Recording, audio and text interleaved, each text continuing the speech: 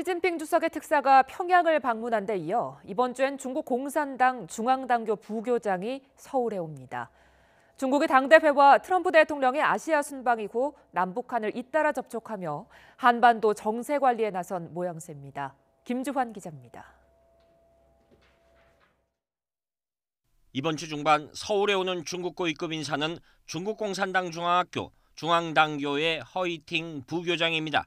최근 중국에서 출판된 시진핑 사상이라는 책을 대표 집필할 정도로 시진핑 주석의 의중을 잘 아는 측근으로 꼽히는 인물입니다.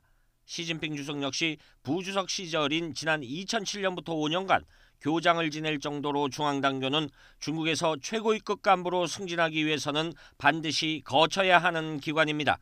그런 만큼 한중 간 사드 갈등이 일단락된 이후 방한하는 고위급 인사라 추 한중 관계는 물론 북핵 문제에 관한 중국의 의중을 면밀히 파악할 수 있는 계기가 될 것으로 예상됩니다. 특히 시 주석의 특사가 북한을 방문한 데 이어 이뤄지는 것으로 북중 간 고위급 접촉에서 북한의 의중을 간접적으로 전해들을 가능성이 커 보입니다. 앞서 중국 공산당의 숭따오 대외연락부장은 평양을 방문해 북한 고위급 인사들과 잇따라 회동했습니다.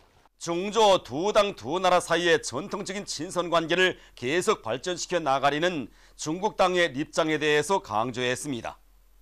이렇듯 중국은 시진핑 2기를 전환점으로 삼아 북핵 등 한반도 문제에 적극 개입하려는 움직임을 보이고 있습니다. 중국으로서는 지정학적으로 중요한 북한과의 관계 개선은 물론 북핵 문제에 적극 나서라는 미국의 요구에 적극 협력한다는 대외 메시지인 셈입니다. 한중 관계 개선 의지도 중국으로서는 한미일 3국의 대북관 경책을 어느 정도 차단하는 효과가 있기 때문입니다. 관건은 북한의 태도 변화 여부입니다. YTN 김주환입니다.